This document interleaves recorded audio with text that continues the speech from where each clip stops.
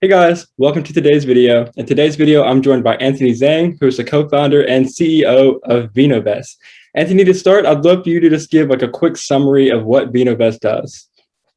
Awesome. Well, thanks first of all for having me on. I'm stoked to have this conversation. And Vinovest is a platform that makes investing in wine easy. So we help you pick out which wines to invest in. We store them for you, and then we also help you track and give you recommendations on when to buy and sell, so you can diversify into an asset class that typically isn't really available to the public. Yeah, I've seen that you've said in interviews and on your website that investing in wine has outperformed the S&P 500, and it talks about like the Vinovest 100 index. So how is that measured? Like if you just have like two different kinds of wines, can you still expect generally some of those results, or should you be invested in a large number of wines to get those kind of results? I think just like the stock market, you want to be able to have broad exposure to different types of wines. For example, like the S&P 500, right? It's 500 of the top companies. There are going to be outperformers and underperformers, but over the long run, it averages out. So I think same thing with wine. If you're just getting started with a few cases of different wines, you probably have more volatile returns, but over the long run, it's expected to be close to that benchmark number. Definitely. And yeah, you've also said in other interviews and stuff that you discovered this problem, but there were challenges to different information out there. And then the big one being liquidity, finding people that were actually buying those wines. And then if you're new into it and you don't have like a wine cellar, you need somewhere to store your wine, you have to pay for that. So I'd love to hear like, how did you like get started doing this? Like you come up with this idea and then do you just start writing code? Do you go like raise capital? Like what's your first step for creating a company like this that's so unique? Yeah, so those are all kind of the issues I encountered, right? I didn't have a wine cellar, didn't have any sort of knowledge about what to invest in wine. I only knew what wines I liked to drink, and the final thing was like, where do I buy and sell it in an efficient way?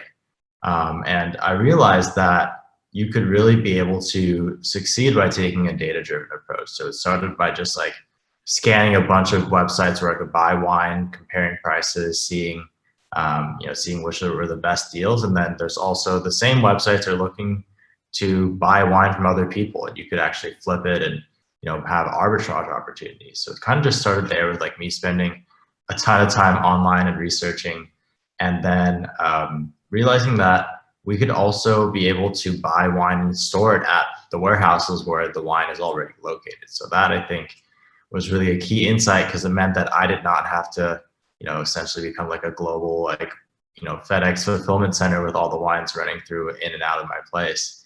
And then after I realized that and realized that we could take a data-driven approach to picking the right wines, more and more friends started being like, hey, Anthony, like, I would like to invest in this wine thing. Like, can you teach me how, right? And the more people did that, the more it led me to believe that all these people, there was so much untapped demand. And all these people, they weren't really wine experts. They'd never really heard of investing in wine, but just the fact that they could invest in something new, something exciting that a lot of people are just like generally wanting to know more about, could be a really cool opportunity to build a company around. Awesome. So did you kind of find that you were a solution to different partners in the wine space who were selling wine and stuff like that? Maybe they were looking for an easier way to get consumers that weren't that big. And by having your service, they're connected to more investors through y'all service. I think that's right on point, because if you think of like your typical wine collector, you're probably thinking of some like really old rich dude, right? Mm. And they're maybe 50 or 60, they got a ton of money, but they're really on the end of their kind of like wealth creation journey, right? And by working with these wineries and exposing their brand to our customers who are a lot younger, tech savvy, probably definitely not making that much money yet, but they will be in 5, 10, 20 years. And being able to expose somebody's brand that early into somebody's life, I think, has massive value for the winery partners and other folks that we're working with. Yeah, I think that's really cool because I've always been investing in stocks, and my first thing was just like downloading Robinhood and getting into that. So I was looking for ways to diversify, and I found this. I think I saw a Facebook ad for it. Y'all are running a lot of social media ads right now, and I was like I read on it, and then I had so many questions, and then every single question was so well answered on the website, and I was like, this is actually like the perfect way to do this. So like from idea to like creation, like how long did it take from idea to you were ready to bring on your first investors? Yeah, that's a great question. So we first started like validating the idea. It was me and my co-founder. None of us have an engineering background. So like, all right, how can we get as far as we can without having to actually build the product? And the main thing was just like we built a landing page, right? It had the value proposition, invest in wines, and it had a wait list. And we were just running ads to that wait list. And I would interview every single person who joined up on the wait list, being like, hey, tell me a little about your background. What's your demographic? What are you looking to get out of this? How much are you expecting to put in? And we realized after a few weeks that we had like hundreds of thousands of dollars worth of demand from Oh just this wow. landing page. So then we go to my buddy and we're like, hey, we've got this much demand. Like, I would love for you to be our first engineer to actually build the product.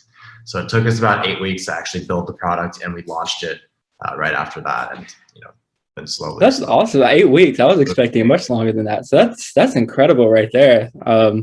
That's insane. What's been like the biggest challenge? Is it finding the right partners, or is it paperwork and you've got to go hire a bunch of people? What's been like the hardest part about it? I think the hardest part is really being able to have that message be clear to people, right? Wine investing is so new to everybody, right? Most people think wine is pretty intimidating, and it can be, and so is investing, right? Like so many people are afraid to invest because they're like, I don't know what to do, I might lose money and things like that. So it's really getting over like both of those fears and combining it to something that can actually excite somebody rather than intimidate somebody. And that messaging, and that's something that we're tweaking all the time to kind of make it clear to different groups of people too. So I think that's been our biggest challenge, is that kind of educational journey. Yeah, yeah. I watch a lot of Shark Tank, and a lot of time products will come on, and they'll say that's a great product, but like you have to educate an entire market about it. So yeah, that makes a lot of sense. One of my personal questions has been, so like I put my initial investment in, and I had got emails saying those wines were purchased. So do y'all wait and pull a bunch of money that comes in, and then go to like a winery or somewhere and then buy like a big buy at once? Or y'all kind of like pre-buying the bottles so y'all have them in your inventory and then y'all kind of spread them around like that? So it'll happen in both cases. So for example, on any given day, we're gonna have like a bunch of customers come in. So we can then batch it to get better deals for everybody and get you the best price. But a lot of times there's also deals that are like super, super time sensitive, right? Like we know they're going to sell out in an instant. And we can still pre-buy them knowing that within like 1 or 2 days, we can satisfy that demand and like give it to customers. So we'll do both, but it's mostly the first situation. Right. Yeah, that makes a lot of sense. So yeah, a lot of this, and I've checked your Instagram out. You seem to even before I keep calling it Vinovest, but it's Vinovest. And I watched another video. In my last video that I'd originally made, I kept calling it Vinovest. But in Vinovest, even before you started this company, it seems like you had a big passion for wine. So did you come from like a wine family? Do you have like an uncle that owns a winery? Like where did you like really get into wine from the beginning? Yeah, so I've always loved wine. I have this like funny story of like, me just kind of like peeking around in my parents' fridge, and like my first sip of alcohol was wine Uh-huh. too. But I, never was like obsessed with it until just, just recently, like just, always knowing that like wine had value as it aged, right? Like when you hear that saying, like age is like fine wine, right? And then putting the numbers together and looking at all the historicals, it just was such a no-brainer for me to invest in, because it's not only like a fixed supply increasing demand type of asset that actually gets better, it's actually decreasing supply, right? Like if you drink a bottle, you can't really undrink it, and it makes the remaining supply that much more valuable. So I think it was kind of a combination of the both, kind of reigniting, kind of some passions that I had that I never really took as seriously as it is now. Yeah, that's really cool. So I read in the Forbes article, it mentioned about this documentary called Sour Grapes. And it was kind of like this guy who was making these counterfeit wine bottles and he was selling them. And it kind of like disrupted the industry about it. When I first read the Forbes article, they kind of made it seem like a big deal. And then I watched the documentary and it seemed like an isolated incident. Do you see counterfeit wine as a threat to Vinovest or to the industry? Or do you think that that's something that y'all can come up with new ways and new security on the bottles? Or have y'all done anything to kind of address those issues? Yeah, I mean, sour grapes was a crazy story, right? Like that guy was like essentially like a magician, right? Just kind of mixing up things that tasted like other things, and he uh, he scammed people out of I think over $100 million worth of wine over the course of many Yeah, it was a lot. Yeah. a lot of wine. And I think with anything like any luxury item, right, there's going to be counterfeits, right? Or not even a luxury item, anything that has more demand than supply, right? You're thinking of tickets to Lakers games. You're thinking of sneakers. You're thinking of luxury goods, Supreme drops, right? Like I think it's kind of human nature, right, to have people and bad actors do that. But what we do is really be able to take out all of the risk there. Because number one, we'll never buy from a private collector unless they have it stored in a professional warehouse. And whenever things go into these professional warehouses, they're really required to have very, very detailed logs and ledgers of where it was before that. And if we can't trace it back to the winery, we won't buy it. And because we're able to do that, we also have like a very robust third-party insurance policy that actually like guarantees the condition and safety of the wine. So I think those things coupled together help us feel really, really confident that like all the wine that we're buying is authentic, is in good condition. And if it's not, then we have insurance that can then help protect us and protect our customers. Yeah, that's a great answer. If y'all are always tracing it back to our winery, that was really detailed and thought out. So I love that answer. I know you started other companies before Vinovest, and I've read articles that describe you as kind of like a serial entrepreneur. And of course, you're still so young. Do you see Vinovest as like this is it? You want to ride this for 20 years, or do you see yourself maybe leaving Vinovest in 2 years and starting something else, or do you feel at home with this? Yeah, I think just because of how passionate I was about wine investing even before I started with this is something that I feel like I can take to be really, really huge. Because if I wasn't doing this, I'd probably be spending a bunch of my free time learning more about wine or investing or researching new assets anyways. And Mhm. just kind of combining those passions. And it's been a really, really huge pleasure to be able to work on this company. And I foresee myself doing this for a long time. That's awesome. Yeah, I love to hear that. Um, it says on your website that when you invest in Vinovest, they put you in a carbon offset program. Can you explain a little bit more about this?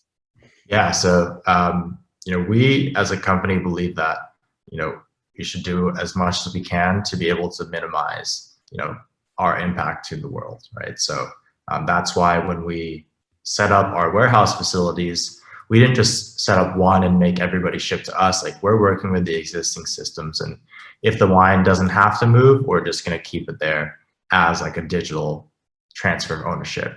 If it does have to move, we're partnering with a few nonprofit organizations that can help us plant trees to be able to offset any sort of emissions caused during that shipping process. So we try to be, carbon neutral as possible. We're a remote company. We were even before the pandemic, so really no need for people to like commute or go anywhere.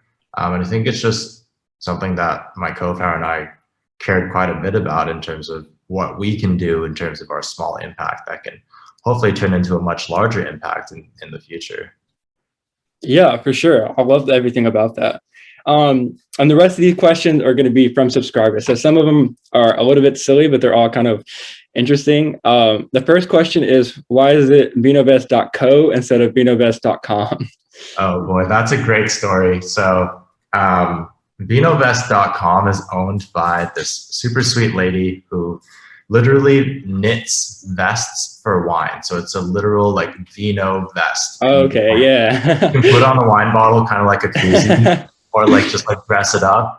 And I thought that was the funniest thing ever. And I've been trying to contact her for months and she just hasn't responded to me. I've like tried so many different ways. They're like, hey, like, can you please sell us the vinovest.com domain? But I'm not sure she's like very, very active anymore. That's a good story. If there's any reason to use code instead of com, that's that's a good one. She literally is making. I'm gonna have to go get. My mom's a big wine drinker. I'm gonna have to get her that for her birthday. Best. Yeah. A cute stocking stuffer present or something like that. I'm gonna have to check that out. Is there any possibility of reducing the minimum investment in the future? There is. So I think as we get larger and larger, we'll have enough scale to make it make sense for us to lower it. Because day one we started, the minimum was actually $5,000, and then a few months later we dropped it to $1,000. And I think we're definitely on our way to even dropping it further, because we can definitely get wine that is that price point. We just want to make sure that from us, we can handle all the new customers that we'd be unlocking and providing them the same great experience that we are to our customers today. But long story short, yes, we definitely want to be able to lower it.